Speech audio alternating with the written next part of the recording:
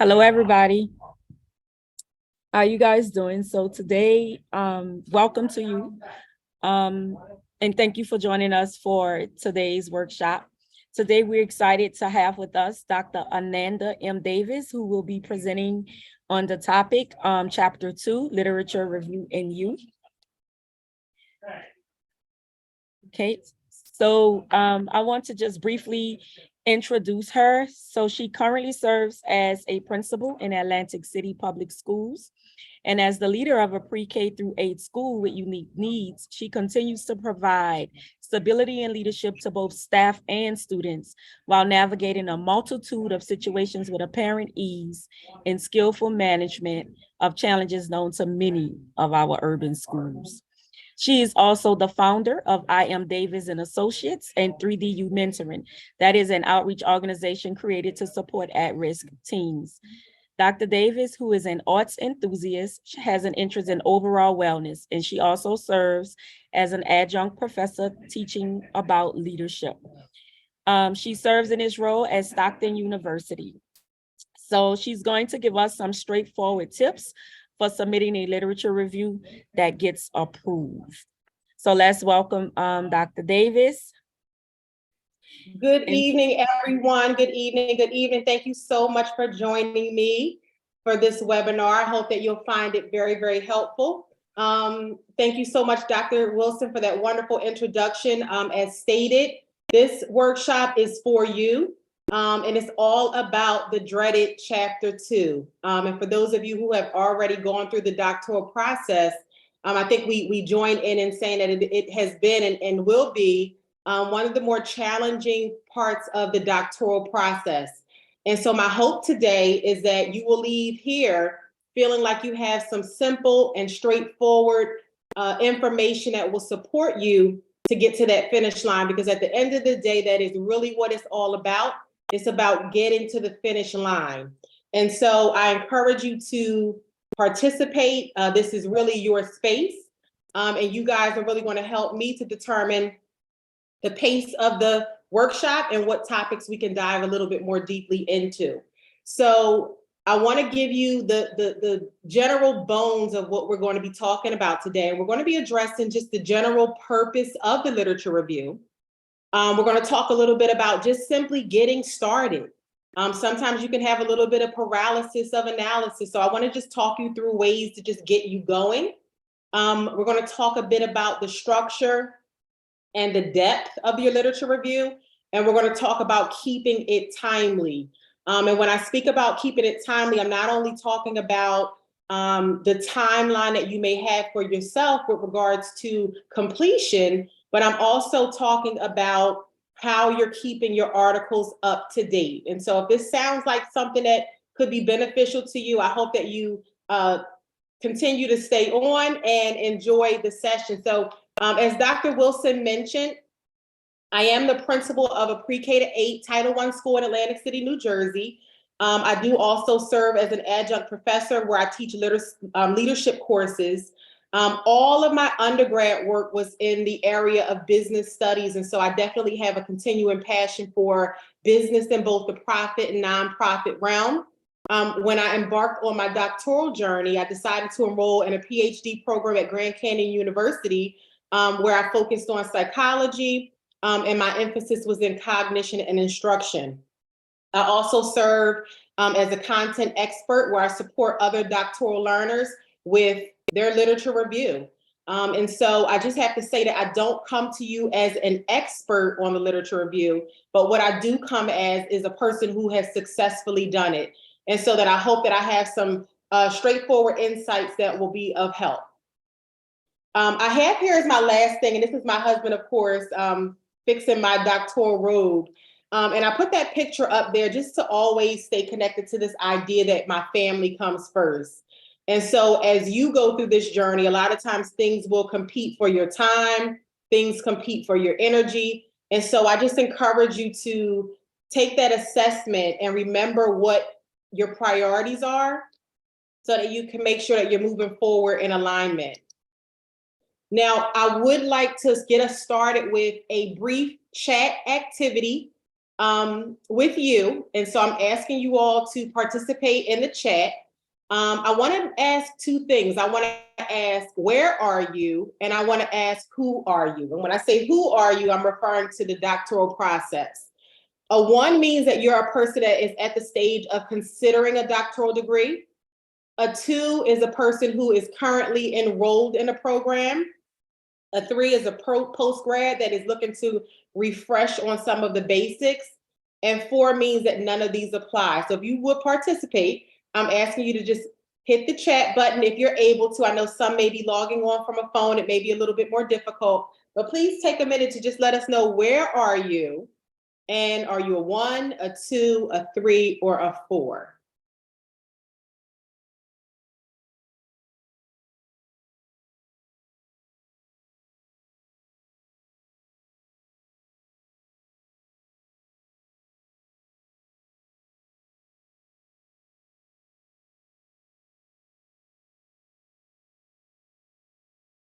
Awesome.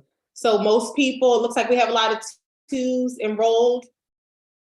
Wow, Milwaukee, we have a post-grad looking for a refresher. Miss Cynthia enrolled, a 4, a none of these. I would love to hear a little bit more from the 4s, and really anybody else who would love to introduce themselves. I see we have Atlantic City in the building, New Jersey, 3s, post-grads looking for the refresher. Is there anybody who would like to speak to who they are, where they are in the process? I will go ahead and do that. Thank you. My name is Felicia George. I'm here in Denver, Colorado. I'm currently a doctoral candidate in the University of Denver Iliff School of Theology Joint PhD program.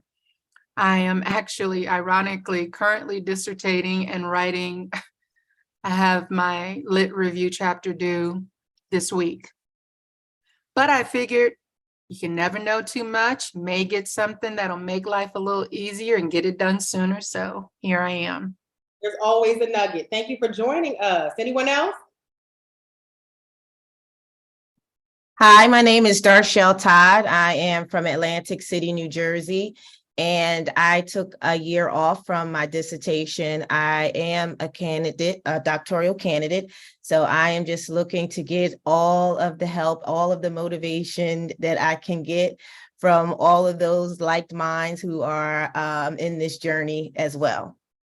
Thank you so much for joining us. Welcome. Excuse my not having my camera on. I'm multitasking while I'm doing this. My name is James Knox. I'm from Atlantic City. I'm also in the doctoral. I'm a candidate for a doctoral program.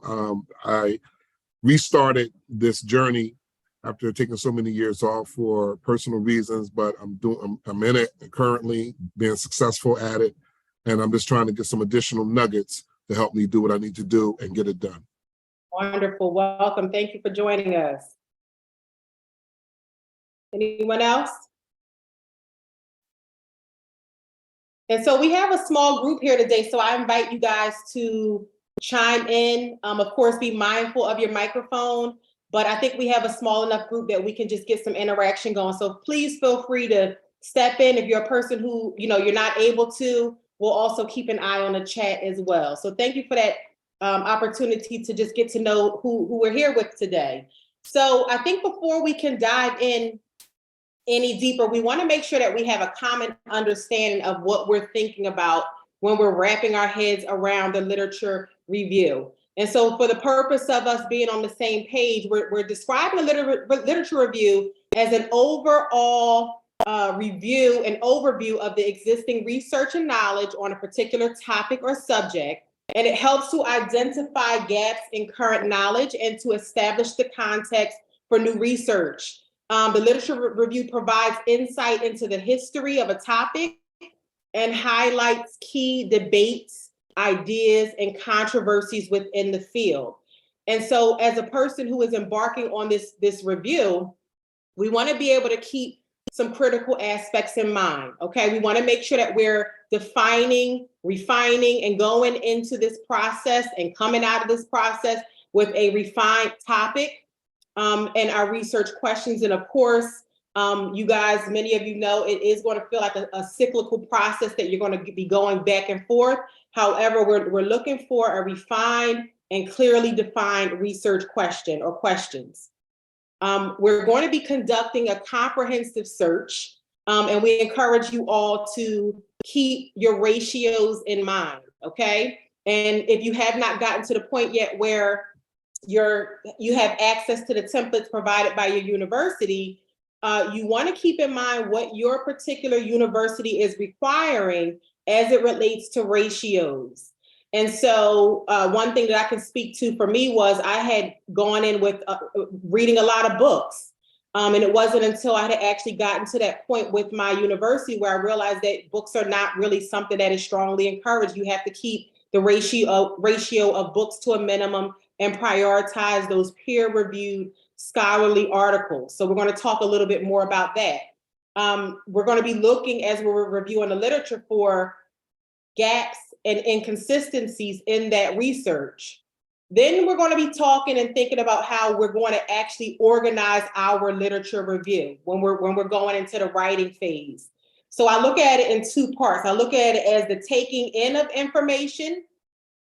Then there's the processing, which is what happens in our head, but then we have to think about our output. So we're going to be thinking about how we organize and present the topic, how we're structuring and organizing things in a logical manner that really demonstrates that we have solid mastery of our topic and that we have done a comprehensive search on that literature.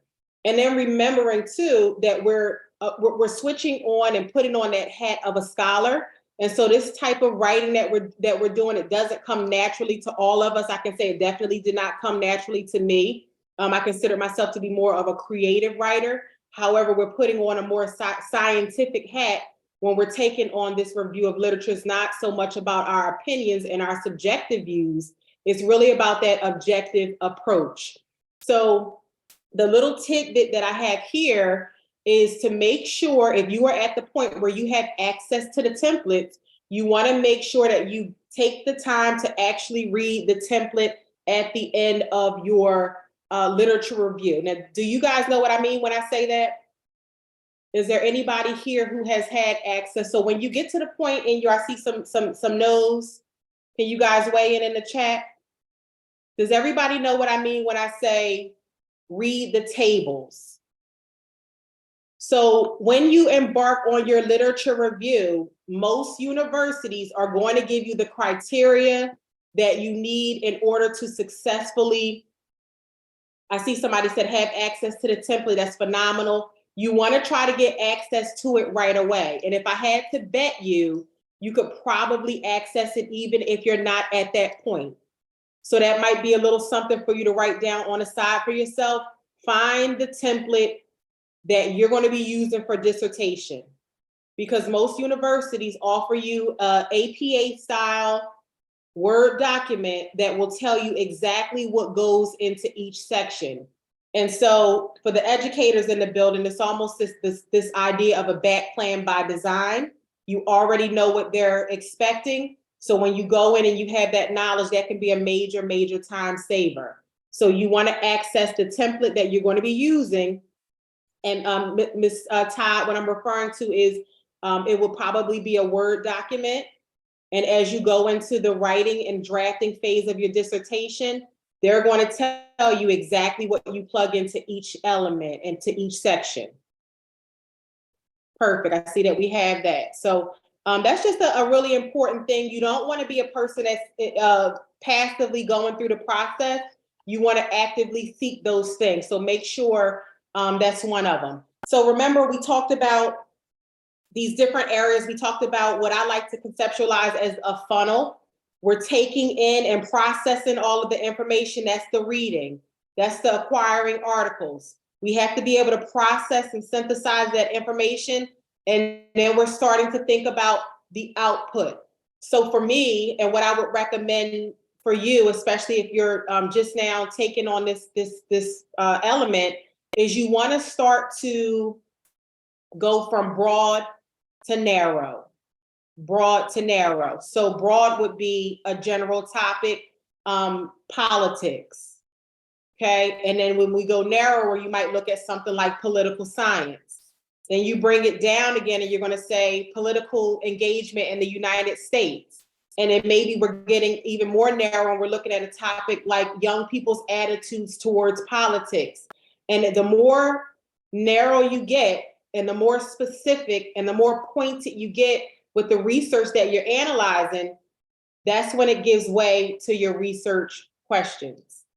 Okay, so when you think about broader subject matter material, that would be in the realm of, let's say, books. But when we get into those scholarly peer-reviewed articles, we want to start to really get narrow and very, very specific. And remember, and we're going to go back and we're going to revisit this, because this, to me, is a part where you can really get meat on the bones of your research. But I just want you to kind of plug away at this topic and just store in your mind this idea of narrowing the focus of your research.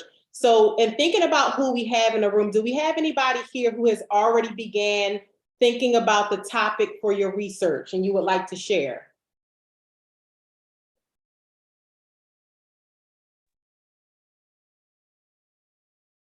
Yes, I have. Can you talk to us Go a ahead, little bit? James. The Go ahead. synopsis? Basically, I'm looking at the feeling, exploring the feelings of loneliness and stress among school leaders. Phenomenal. So if you were to take that and look at this idea of a funnel, where would you say you are at this point? Do you feel like you're in the broad general topic phase? Do you think that you're beginning to narrow? Do you feel like you have a very, very focused topic? Well, I would say I'm basically in the narrowing phase at this point, because the more research I'm doing and looking more into this topic in my peer review articles, it seems like I keep, I don't want to say changing, but evolving. So I think I'm evolving at this point into something more specific. But at this point, I would say I'm between broad and evolving because of the different research or articles that I have, been reading and analyzing. Awesome, awesome, and thank you so much for sharing that. And I just asked that question because I think, and I don't know if any of the other docs can weigh in on this, but I think I found that throughout the process, I thought I was there. And as I continued to review literature, I realized that I needed to get more and more focused. So one thing that you could begin thinking about as you start to narrow that topic and really zero in on your research questions is you can start looking at things that are related to demographic. So for example, my dissertation got so narrow that I actually focused on literacy coaching in urban Title I schools, teacher perception of practice and effectiveness. So really getting laser focused and really get into that niche where not only am I looking at literacy coaches, not only am I looking at urban Title I schools, but in order to really go into the depth, I had to get to the point where I was only looking at urban Title I schools in Southern New Jersey. So I just offer that as a little thing for you to file away. Sometimes it could be difficult to really pin down and answer that question as to how you're offering some new information and some new research. And so I would suggest that you could consider starting to narrow down by demographic. So oftentimes people ask this question of, well, when do I begin? And that's kind of why I asked you guys to just talk about where you are in the process, because what I'm suggesting is that no matter where you are in the process, is that you start now. You start now. And the reason why I say you start now is because it's never too early to begin immersing yourself in the literature. It's never too early to begin reading and researching and figuring out what things are interesting to you as it relates, because this is a long process. And if you're going to engage in something for the duration and for such a long time, you want it to be something that you feel passionate about. And so what I recommend is that you start now. I started 2 years before I got to the dissertation phase with just reading books. I told you guys, I started off with really too many books. And then once I learned more and I realized that books weren't the way to go, I made the pivot to those more scholarly articles. But what I would strongly suggest is that no matter where you are in that process, you start now. Start to do your reading, start to figure out what topics are of interest to you. Start to think of, as a scholar, and say what things are not being talked about. Sometimes when you start early, it gives you more opportunity to realize what is not there. So no matter where you are, I would definitely just make that recommendation that you look at this as a process that you can start to embark on now, okay? And please feel free to stop, question, comment as we go. So I can speak for myself and say that I felt like when I was engaging in this process, I felt like there were a lot of assumptions. And I felt like a lot of people, even, those who were on my committee, had ideas about what they thought I knew. And I didn't know any of it. And so I just wanted to give some straightforward ideas of places that you could start to look to be prepared for chapter 2. The first one would definitely be taking the time to find dissertations that are similar to yours, or similar to the areas that you're looking to study, or the areas that you're looking to address, or simply the methodology that you're interested in. So you want to take that time to begin searching the school database. I recommend your university's database. And the reason for that is stated at the bottom, because you want to know what has been approved at your institution. That's a powerful thing. So you want to start off by getting a feel for what is this type of writing, because it's not like anything that I had ever done. So you want to get a feel for that. You want to begin to look for peer-reviewed articles.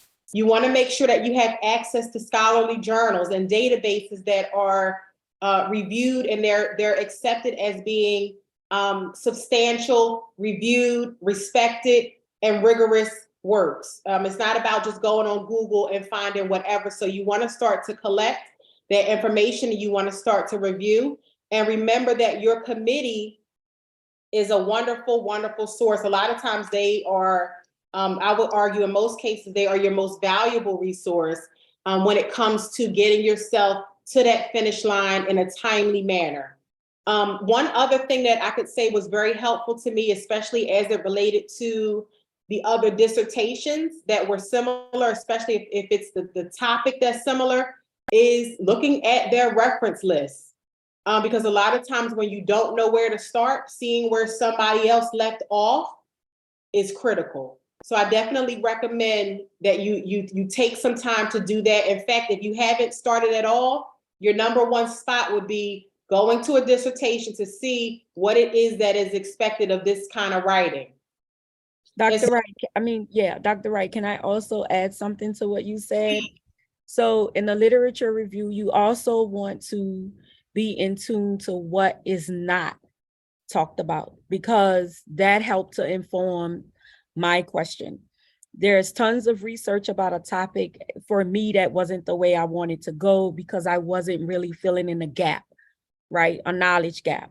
And so the literature helped me to I changed my question, actually, as I think that was Christopher James who said, we start to evolve. And so it can also give you an aha moment if you're looking at it, not to necessarily find something to support what you're doing, but you're saying there's lots of information on what I want to do. So is this original enough? And then you can start looking to fill in the gap, because that worked for me. I did my dissertation on an exploration of the college-educated female incarceration experience, because everybody talks about women in prison who don't have education. But I found that there's quite a large percentage of women who are college educated and they still end up in prison. So what is that experience like? And I found that out through the literature review. That's what it didn't address. You're absolutely right, Doc. And I can agree with that 1,000%. For me, it was a similar experience in that I was interested in literacy coaching. And I didn't really know where I was headed. But what I started to notice, especially as at the time I was a classroom teacher, what I noticed was that none of these studies were conducted in spaces where there was an urban setting, or with a lot of students that were reading below grade level, or in districts where there was a large population of students with free and reduced lunch. And so it's just such a powerful lens to look through to not only say what has been done, but then to take it that extra step and say what has not been done, what is not being talked about. Thank you for that. Anybody else? And so this is the part where, there's no real shortcut for truly diving in. And like Dr. Wilson mentioned, is going in with that critical, analytical eye. As a scholar, we're moving beyond this idea of simply summarizing what somebody else said, and we're transitioning into this space where we're becoming critical. We're comparing, we're contrasting, we're looking at opposing studies, and we're speaking to that. And sometimes that might feel like an opinion, but again, it's not about our opinion, it's about us going in as analysts. And of course, we're substantiating that, and that we're backing that up with the research. So we want to make sure that we are putting on the hat of a scholar. We're diving in. As you can see, this gentleman is going into the depths of his research, because you want to come out of this process feeling like you are an expert, or you are a scholar, or you are a person that can thoroughly speak towards what has historically been said and done, what current things are going on with this topic, because that's how we're making the case for why we're doing it. Why are we going to take the time to write this dreaded dissertation if we can't use our research to demonstrate why? And so I just give you that as a little tidbit to keep us focused on the true purpose of it, because our research is really born out of the literature review. It's the argument that we're making for why our research needs to be done and why it's significant. So sometimes when we're mining, we're digging in, we're analyzing, we're reading a bunch of articles, it can sometimes be overwhelming. So I just look at this idea of just saturating the sponge. You pour in, you take it in, but then you also have to know when it's time to take a quick step back. And I don't know if Doc, if you can speak to this, but for me, a lot of my best moments came from times when I actually stepped away from reading and took some time to just sit with things and process. So it may sometimes feel like it's a race to the finish, but what I can say is taking that step back is just as critical as the time we spend reading and analyzing. I have some colleagues that are on the line here, and we talk about breaks and resets and being okay with disconnecting, because what I can tell you for sure is that time is just as important as the time you spend delving in, okay? And as it relates to your life, did I have somebody chime in?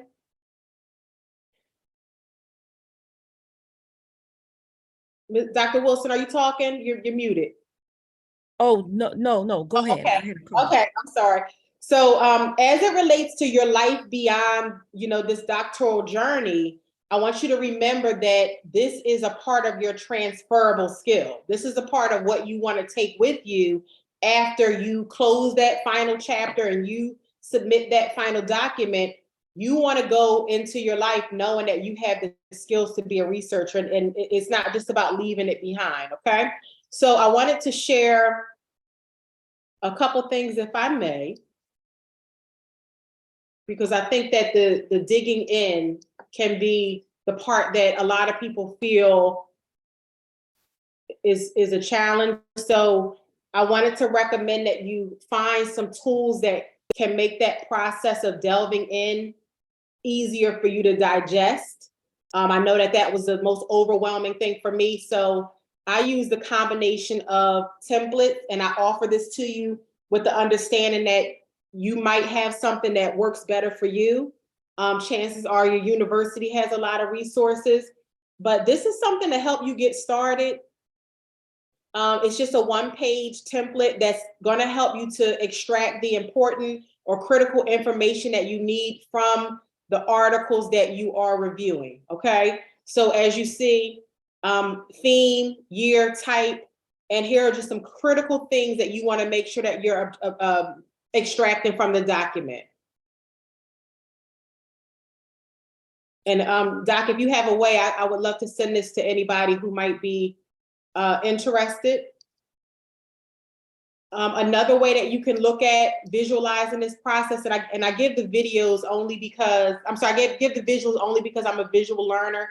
So this was the way that I was able to digest and wrap my head around what needed to be done. So for those of you who are a little bit more tech savvy, this could easily be in Excel where you're just starting to document those articles that you're reading. You're starting to extract those key things. And then this is what you can go back to later and start to synthesize, looking for the commonalities, looking for the gaps, going back here and looking at the research questions and saying, wow, nobody talked about how this related to women. Nobody talked about how this related to urban settings. Nobody talked about how this related to such and such. And this is really going to help you to start to wrap your head around the process, because we're talking about digesting a large volume of information. So I suggest that you find something. Of course, everything can be found online, but find something that helps you to mentally organize all of the information that you are processing, okay? Hello, Dr. Wright. Hello. Can I ask a question? Please do. My name is Mark Brown. I completed my doctorate a few years back. But in this process right now, is this how you develop your themes? When you fill out these documents like the ones you just put on, is that how you develop your themes and see where the gaps are? How do these documents help you move forward? So the way that my brain worked it out was that I went in with the theme already. And like I said, it is a cyclical circular back and forth document. A process. So for me, the way that I used it was I engaged in a process that looked something like this. So this is the brainstorming, going back to what Mr. Knox said and how I'm constantly trying to zero in on a small bite. Let's say we're looking at, here we go, just using our example, political science. Now I'm going to my EBSCOhost, my Scholar, whatever my database is, and I'm starting to research and find articles around that theme. And so then once I find the articles around that theme, then I'm using a document like this to extract the information that I need from that theme. So for me, I did it the opposite way of what you're saying, but I can see how it could go either way. Can you talk to us a little bit about how you can visualize using it in the reverse manner? Well, what I did is I went to the articles and books. I used my proper ratio, and I used a data analysis, qualitative data analysis, in order to find the things. And I put things together, and then I came up with my final product. So I used something, and I looked at everything, and I said, okay, these are the things I want to talk about. These are the things that are over here. And I put the ones that I wanted to talk about, and I grouped them and made them down, pared them down to a smaller group. And that's how I delivered it. I think that's phenomenal. So I can see it being utilized in either manner. Like you said, either it can be a means for extracting and collecting. And then when you go back, then you're able to bring those articles together to see, what are the common threads or what are the differences. So I think, I'm so glad that you said that, because I think everybody's brain is going to work differently through the process. And so whatever you can find that gets you to that desired outcome is going to be extraordinarily helpful. I want to, did you say Dr. Brown? Yes. Dr. Brown, I want to Dr. Brown's point, this is another tool that was helpful for me. And this is something called, I hope you guys, are you able to see my screen? This is something called connected papers. So two things that I used a lot were Paper Digest, which was a tool where you can type in your topic, you can type in your particular article, and it starts to bring in related work. And so this was a very good and helpful tool with regard to supporting with discovering the themes as well, Doc. So I would definitely suggest that, you guys would consider at least checking it out, Paper Digest. For those of you who are the visual learners of the crew, like me, let's say, for example, Mr. Knox, what did you say your topic was? Exploring the feelings of loneliness and stress among school leaders.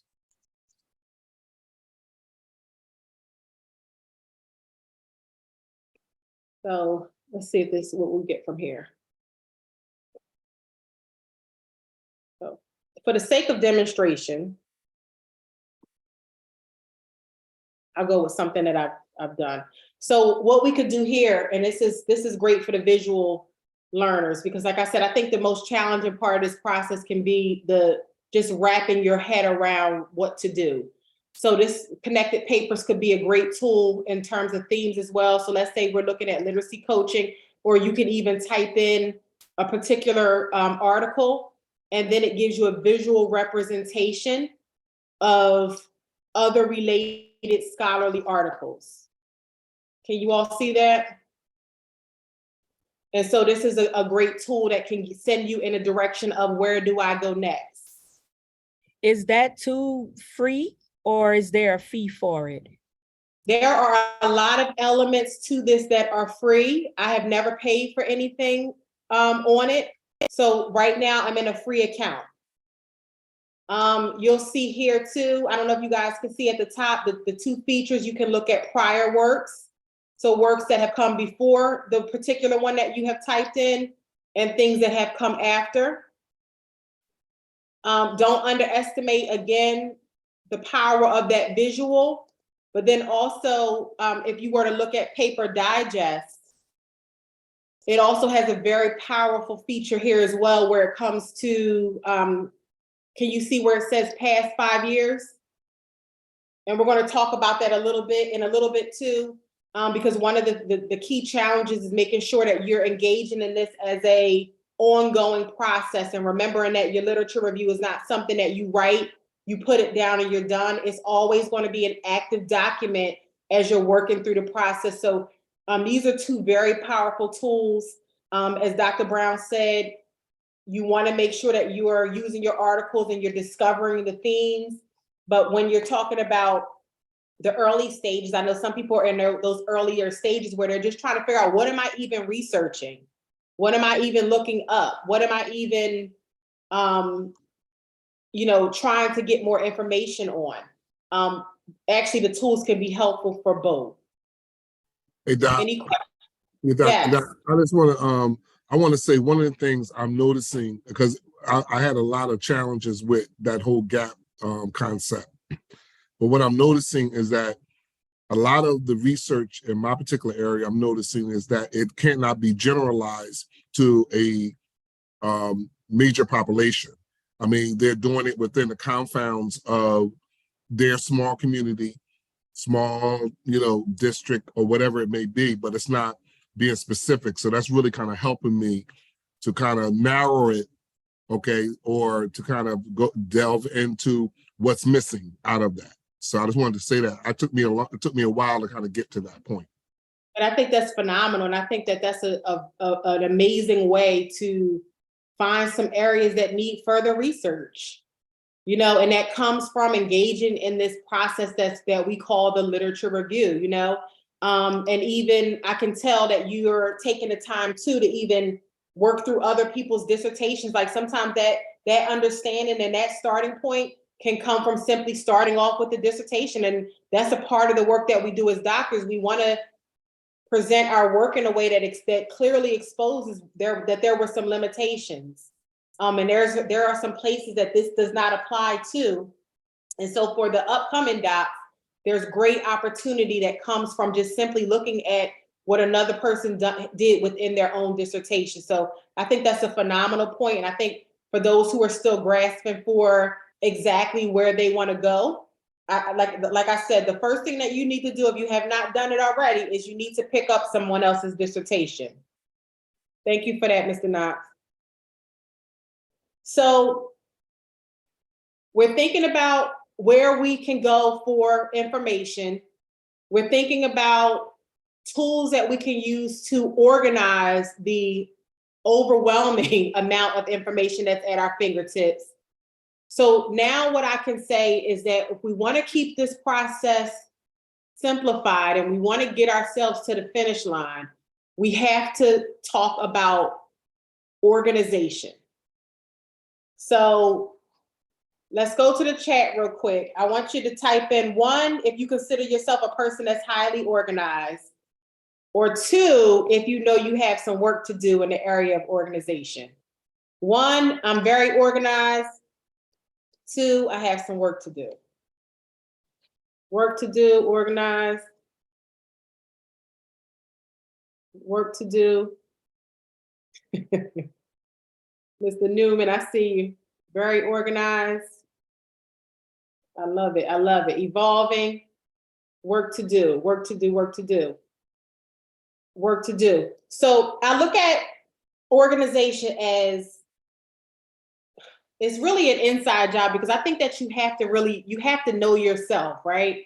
So what I would encourage is that you take some time to set yourself up for success, because again, the amount of information that you're going to be sifting, sorting through, organizing. I see somebody said, this changed everything that you thought about organization or about organizing information. And Ms. Coleman, I'll say it's no right way. The only right way too is the way that works for you and the way that reduces your stress. So for me, I know myself, I'm a hands-on person. I'm the person that still has the notebook and the paper calendar. So just like you see these files here, that's what my organizational system looked like for my literature review.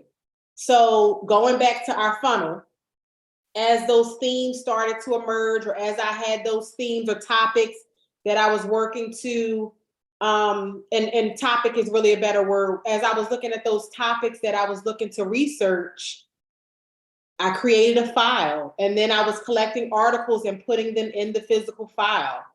To Dr. Brown's point, as those themes emerged, there was a file, and then I started to clump and cluster and organize things together by theme. So you have to find that system that works for you. I know that there are a ton out there. I want to say RefWorks was one that I used. Does anybody else have any digital organization tools that jump out to you right away? Any that your university might even recommend? I think ours was RefWorks. But what you want to definitely do, and for some people, okay, I see Mendeley, Zotero, RefWorks. I was familiar with RefWorks. Got it. Thanks, Dot, on the time. Excellent. So you want to make sure that you are engaging with some type of system, and within the confines of the workshop, we can't delve too deeply, but you want to make sure that you are setting yourself up for success. Even if that just means defining a specific space within your home where you know that things are going to be left the way you need them to be for you to pick right back up. But you definitely need to get a handle on how you're going to function and what your organization is going to look like as you work through the process.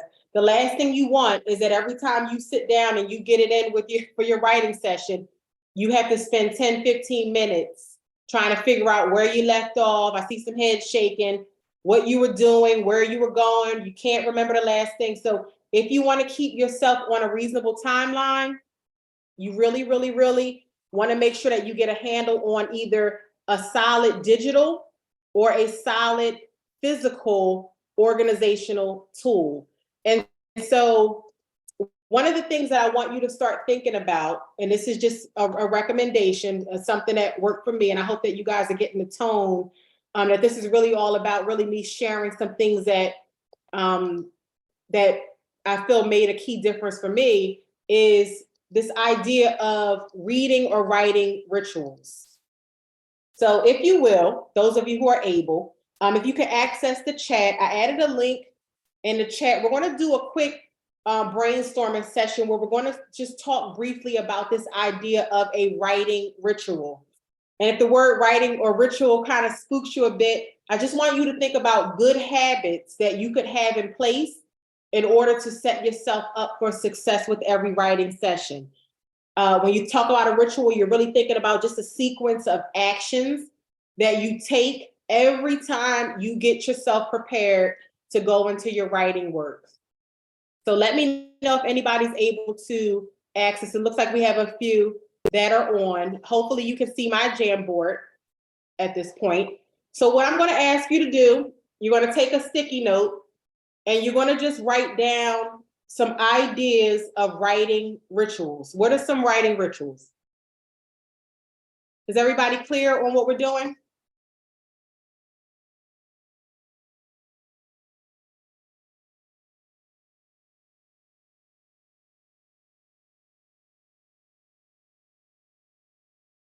Dr. Wright, so when you say writing rituals, meaning what do we do to collect ourselves, get our mindset right before we go into the evening of writing or day of writing? Yes, absolutely.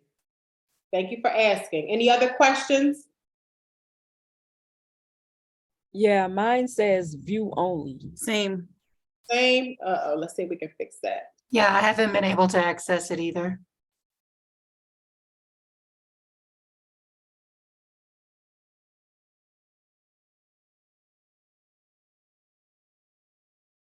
All right, let's see if that gets us going.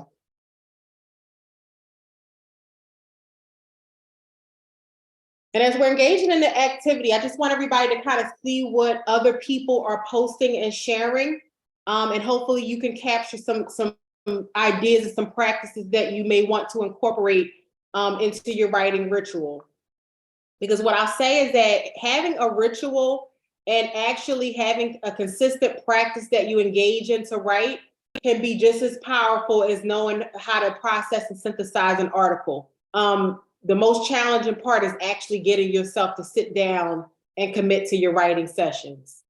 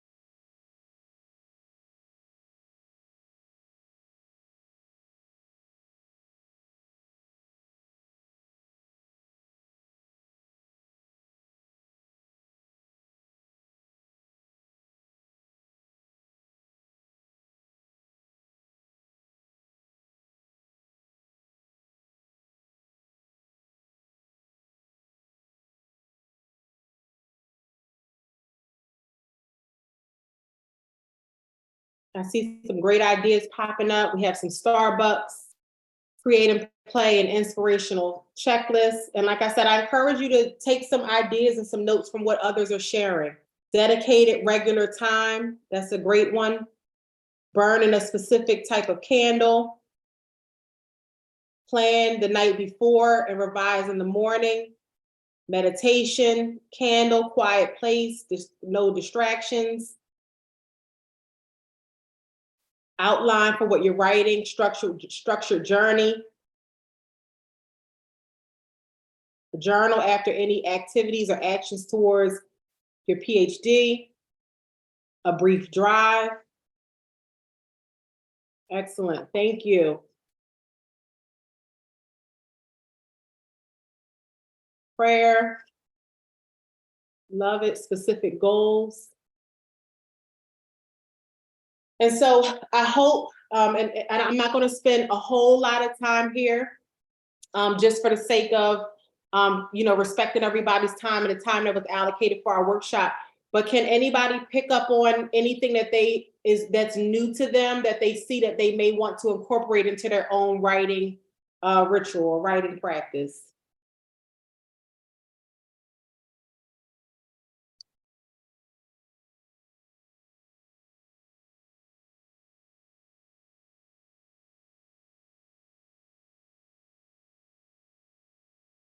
Hey, Doc, I wanted to just say one of the things that was kind of challenging for me is basically trying to ascertain the information from my articles and then try to write.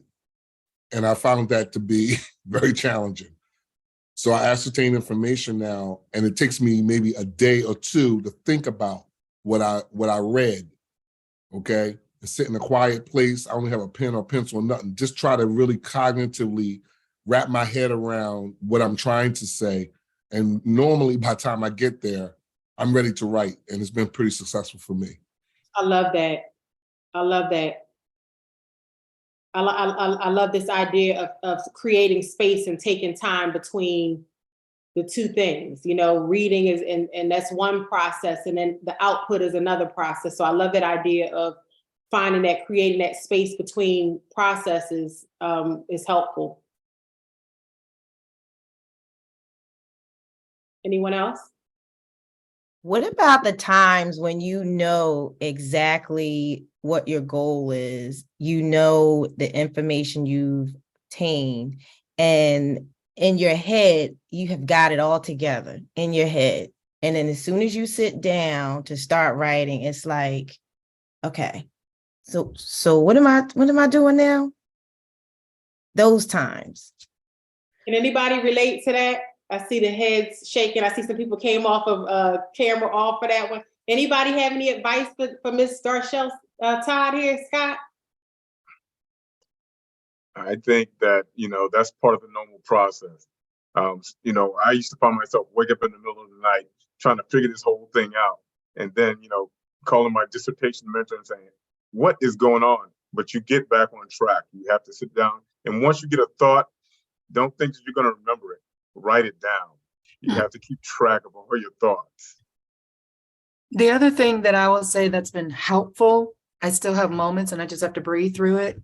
I heard someone say, Felicia, this is an assignment. It's a number of papers that you have to finish. This is not your life's work. And I think I saw somebody point that, but you need to get it done so you can do your life's work. And so I keep telling myself each chapter is a paper, and I've written hundreds of papers. It works, then you got to breathe through it. Then you have to remind yourself it's a paper. It's a paper. I've done hundreds of papers before I got here. That has made it a little less overwhelming for me. Thank you for that. And I think that's so, it's just common. It's something that we just have to, I think, accept as a part of this process, and remembering that it happens one word at a time, one paragraph, one page, and then all of a sudden you look and you have, and it's amazing that it happens, but remembering that what you just described, we all feel. I can remember being so stuck that I ended up taking a road trip to Niagara Falls. And I'm thinking, well, if I can just get to the waterfall. So sometimes you just have to step out of the box. I've had people that said, listen, I left my family and I checked into a hotel for 2 days right up the block just to disconnect. So just remember, it's normal. Be patient with yourself. Understand that it's all part of the process. It's part of the journey. This is the reason why you cry at the graduation ceremony, okay? But it's normal and it's natural, and it is that way. And write what you can. When you get to that paper, even if you're writing, on the side, I don't know what I'm saying, and none of it makes sense today. Maybe when you go back to it tomorrow, you can process it and make it make a little bit more sense. But just remembering that it's all okay, and that it's all a part of the writing process. Anybody else want to weigh in on that? So thank you so much for just participating in that activity. I hope that at least you got one or two things that you looked at, and that you just consider this element of having some type of established process for engaging in your writing and your doctoral work is critical. And if your process is all over the place, you're going to be all over the place. You're going to experience a little bit more stress. I find that your family is a little bit more equipped to support you if they know what you need and they understand what your rituals and your procedures are. So I want to just talk, and I know we're running short on time, just some common things that come up all the time. And I want you to just give me a thumb up or something in the chat if you can relate to any of these. The first common thing is I feel finished, but I don't meet the page requirements. Has anybody had that experience? I feel like I'm finished, and I know most of us are just embarking on a journey, but it can get to the point where you feel like you have exhausted everything. I see Ms. Davis chimed in, where you've exhausted everything. You feel like you just don't meet the requirements. So this is where my advice would be: you go back to that funnel, you start looking at your topics again, and you want to bring in some additional articles. I think Dr. Wilson had alluded to it a little earlier, looking for opposing views. Everything that you review does not have to be in alignment with your study. Some of it can be conflicting. And so that introduces a whole nother element and a whole nother aspect for you to go into with the critical analysis. The second thing we hear all the time is that your articles are dated, especially for those of you who take that advice and you get started early and this process took longer than you thought it ever would. And then all of a sudden you have too many articles that don't meet the date requirement. So for those of you who may not know, your articles have to be within a certain time period. You can't have your dissertation done and all of your articles are from 10 years ago. It has to be timely. So if you're running into an issue, and remember, you're engaging in an ongoing process, you're constantly updating, you're constantly taking out some of your older dated materials and adding new ones. The advice for that would be search for articles that reference your dated article. Does that make sense? So search for articles that make a reference to your outdated article. That's just one little tip that might help you.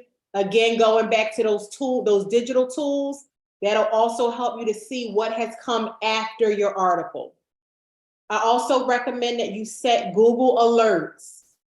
When you're conducting this review, you can set alerts on Google where it will let you know and it will notify you when things are published that are relevant for your research. So I advise you to set that up. I advise you to remember, like I said, this is an active document, and make sure that you're using a variety of search engines.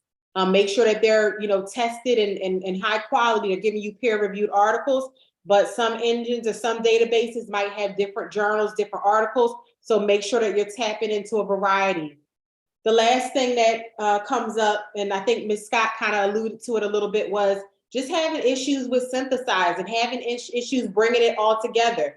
Look at what Mr. Knox said, taking that step back, coming back with a fresh state of mind, making sure that you're able to come back in as the scholar, critically analyzing, the power of a simple highlight, the power of those tools where you're going through, you're looking for those similarities, you're looking for those differences, you're looking for those gaps. You want to be able to speak to it and you want to be able to support it, because again, we're not talking about our opinions here. We're talking about objective, proved ideas that we're sharing. And again, back to what we talked about before, being okay with remembering that they don't have to be two processes that happen at once. You can read today and maybe you're not writing until tomorrow or 3 days later, but being okay with creating a little bit of space between what you're taking in and what you're putting out.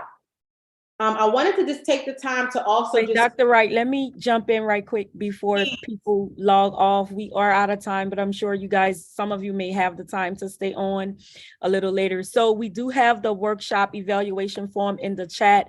Please take some time before you log off, about 2 minutes, and complete that evaluation form.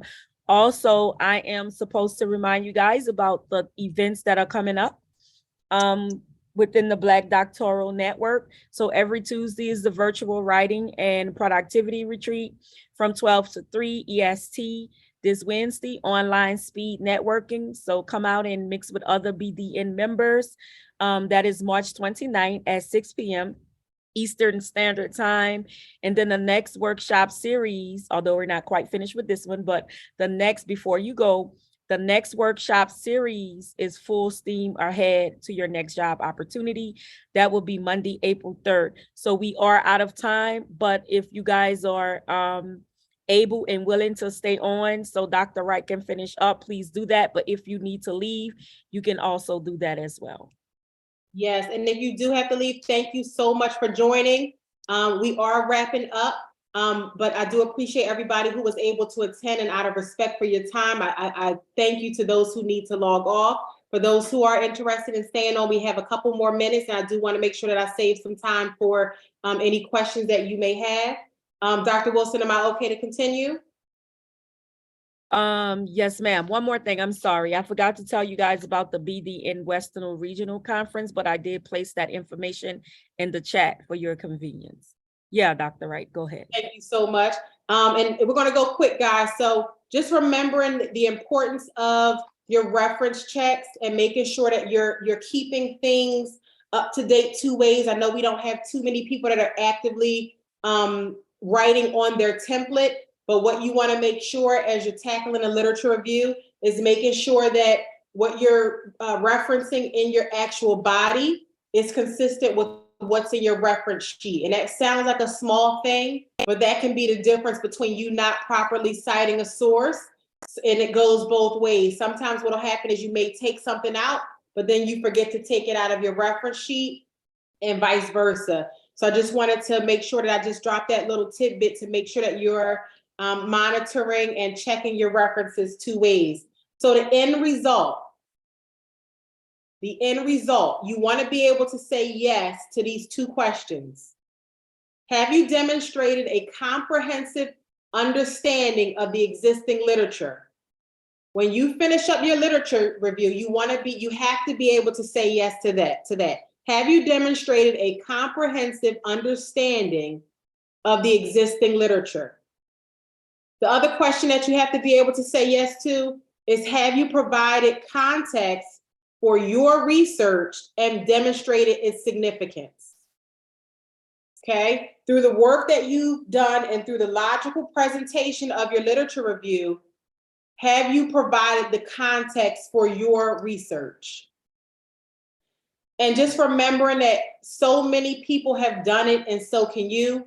You want to make sure that you stay in balance, keep yourself as the number 1 priority. Make sure that you're taking breaks. Make sure that you're preparing yourself for setbacks, understanding that this is not a straight line process. It's going to be cyclical. You're going to have conflicting advice that may come from your people on your committee, but you want to make sure that you stay resilient and remembering that this is something that everybody who goes through this process has to endure. So just be prepared for it, realizing that it's not personal. It's just a part of the process. And remember that sometimes there does come a time when you need to advocate for yourself. So be willing to have that conversation with your chair, your methodologist, to say, hey, I know you feel this, but can we talk a little bit about that?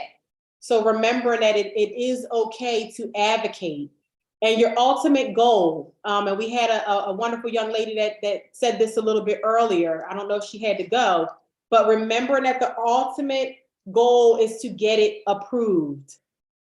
Get it approved. Sometimes your dissertation, your doctorate is not your life's work. Most of the time it is not, but you want to stay focused on your ultimate goal, which is to get it approved. And so with that said, I thank you so much.